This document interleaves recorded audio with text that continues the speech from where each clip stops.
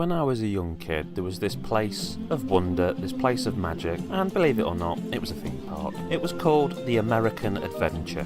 By the standards of like giant American theme parks and stuff, it probably wasn't much, but it was a great little place. Well, it had an American theme obviously with its name, cowboys and Indians. There was a sort of NASA bit, and just every ride there, whether I went on it or just stared at it, has so many memories. My brother used to work there, so I'd get free tickets.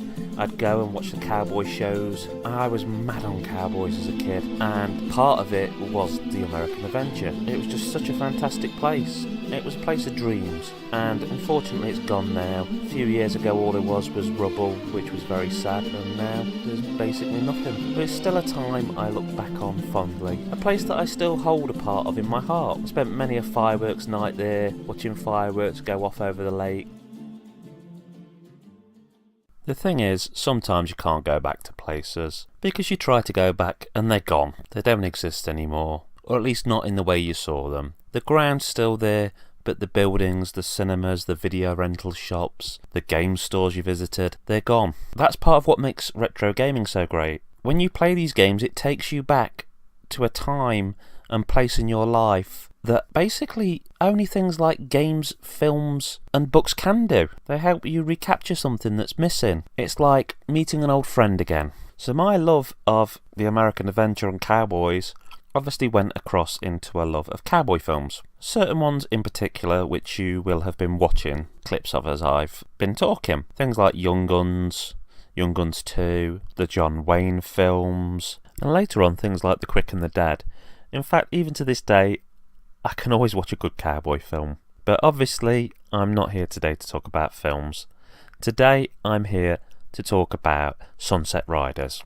I never actually played the arcade version of Sunset Riders as far as I can remember. The first place I played it was on the Sega Megadrive. I remember getting the game for Christmas one year, boxed brand new, as a present off my mum and dad, and I did enjoy it, but when you compare it to the SNES version, for a start there's only 2 characters. The Megadrive one's also a slightly less faithful adaptation of the arcade version. For one, it has less bosses, but don't let me knock the Megadrive one, it's a darn fine game. And there is a few things I actually like more about it, which I'll probably mention again later. But for now, on to the main attraction, the Super Nintendo version. So here we are with the Super Nintendo version. Straight away on the title screen you can see the silhouettes of our 4 heroes on horseback before you even press the start button. Press start, select how many players you want, and you're greeted with the choice of Steve, Billy, Bob and Cormano, or as a kid as I used to call him, Comanche for some reason. Steve and Billy have 6-shooter type pistols, Bob and Cormano have shotguns. Bob's my favourite for some reason, possibly because I like the shotgun because it has a wide spread, and I also like the sprite. Plus I think there's a bit of novelty that I had the Mega Drive game first and he wasn't in that, so I was quite like, ooh, gotta pick him, and it's stuck that way since. Something you've probably noticed by now is that the game has bright colourful graphics and it has a pretty exciting soundtrack. The music really helps the atmosphere of the game. It's sort of western themed, yeah, it could be a bit more so, but it's certainly action packed. As things are coming towards you, bullets are flying, it makes you feel that sense of excitement that a good arcade style game should. The detail to the levels is great. The straw, the wooden barns, the barrels, pitchforks, the ladies that kiss you as you run in and out of the buildings. It all really builds to make a real seeming world, even though basically when you think about it, a lot of what's in this game's been done before. It reminds me of, well, the way the levels have an up and a down and you can jump between them reminds me of the old arcade game by Namco, Rolling Thunder, but yet with the brightly coloured bullets and the quick do or die action, there's a hint of Konami's Contra here, which is not surprising with it being a Konami game. The thing about the 16-bit era and Konami is that brand on the box was literally a quality assurance. I cannot think of anything Konami put out back then that was a duffer. In fact, I would kill for them to do one of those collection games like Capcom seem to keep doing. The graphics you can obviously see and the sound to a degree you can hear behind my voice, but what I have to stress is that the game has great controls. They're not overly complicated. There's a shooting button, a jumping button and a sliding button, but they work the precise second you press them. It's easy to pick up and play, but obviously the game can be tough in places, so it's hard to master sort of game. The Mega Drive did have one feature I kind of wish the SNES had, and it could have done with its controller, and that was a button that if you held you could stand in place and just fire in any of the directions on your pad. But it still gets by without it. The most important thing is that when and if you die on this game, it totally feels like it's your fault, and you know that by playing the game more, getting used to the patterns and the way things move, and I have to praise the bullets being nice and bright. Yes, they're not realistic, but you always see them. If you don't avoid them, it's because you've not been quick enough. It's not because it blended in with the background or your character's body. And this is really important and helps with the quality of a game like this. You're never frustrated at the game, you're only frustrated at your own abilities. Okay, so I'm in the middle of a boss fight now, and you probably noticed it was introduced with speech, and they're pretty cool. They're nice little battles of obviously learning the boss's pattern, sliding under bullets, jumping around them. It feels like a really good finish to the level, and it's great to see that all 8 bosses from the arcade actually made their way into this game. The SNES Sunset Riders is only an 8MB cartridge, so they actually did a heck of a job cramming so much of the arcade machine into a limited capacity of room. Really impresses me. Obviously I'm playing this on my own, but when you play it with friends it can feel quite tactical, because you can say, with this first level boss for example, I tell you what, you take on all the guys that come at the windows and keep them out of the way so they're not shooting at us, and I'll concentrate on the boss. I'll knock the barrels out of the way, and then when it gets down just to him, me and you'll both pummel him with bullets. And it is really exciting, and I don't mean to trash on the Mega Drive version, but with less bosses they do take some of that edge out of the game. The game obviously does break things up a bit, with bits like you riding a horse, shooting at people on a train, there's a bonus stage. You know, for an arcade game it does everything it can to kind of keep things fresh, and there's a lot of different backgrounds. I do have one fault here, and it's with the SNES version, not the arcade, and that is there's a level in the game, which in fact is more intact in the Mega Drive version, when you're fighting against Indians. And I'm imagining this is some kind of censorship from Nintendo, a bit like they did with Final Fight on the SNES, where they changed female punks into males, but they get rid of all the Indians and you're just fighting the same bandits you usually fight, which does actually kind of mess a little bit with the game, because obviously the Indians were a bit of a fresh change of pace. So I will complain there, but you know, it's a relatively minor complaint, and it's also clearly weird as you still have an Indian boss. So clearly you can have an evil Indian, but you're only allowed to have one of them.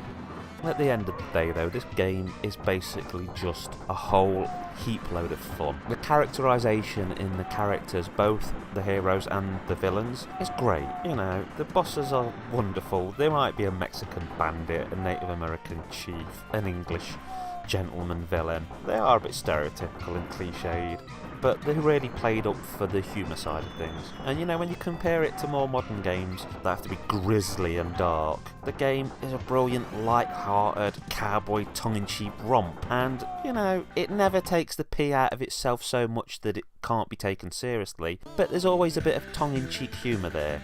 Yeah, it can get disappointing that, possibly due to Nintendo interference, things went a little bit PC with the arcade instances of liquor boozing, snogging bartender hussies, and killing a whole host of Native Americans was chucked out, but it doesn't ruin the game. It's just a minor gripe. The game is brilliant. People might go, oh well, where's the replay value, it's just an arcade style game, when you've done the levels that's it. No, you'll come back to this. You'll come back to it because it's fun. It's a great game you can sling on any time for 5 minutes and just smile at the joy of it all. This to me is a prime example of what was so great about games back in the 16-bit days. It's just a perfectly balanced game in tone, control, mood. I do have to say, most of the games I review I do own on cartridge. I don't actually own this game. I had to resort to using an Everdrive to play it, which, yeah, it's a crying shame, but the game really goes for a lot of money nowadays. Is it worth that money? Yeah, I'd say it is, but do you want to spend it? That's something for you to think about. But, you know, whatever I say, I've got to salute this game. It is simply, it's amazing. I seriously challenge you to find a better cowboy game. I just wish we could go back to the Konami of old. I don't want a gritty realism, I want fun. I would go nuts for a Sunset Riders 2. Yeah, I just think this game's a classic, and for me this is one of those games that I would have to give at least a 9 out of 10, and it will live on forever as far as I'm concerned. As long as people want to play bright, fun, arcade style games, there's always going to be a place for this. It should be on more download services and more people should experience it.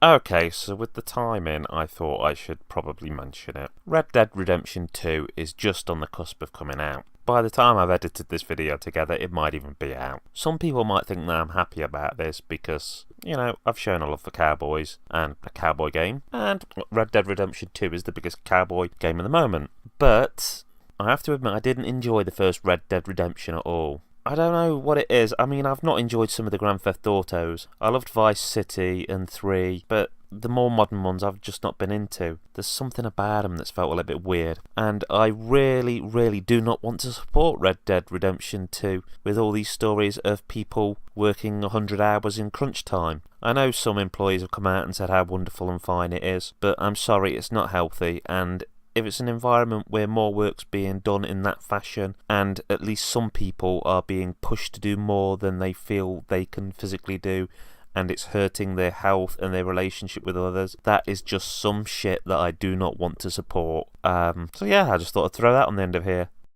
I was born under a wandering star. I was born under a wandering star. Wheels are made for rolling, mules are made to pack. I've never seen a sight that didn't look better looking back.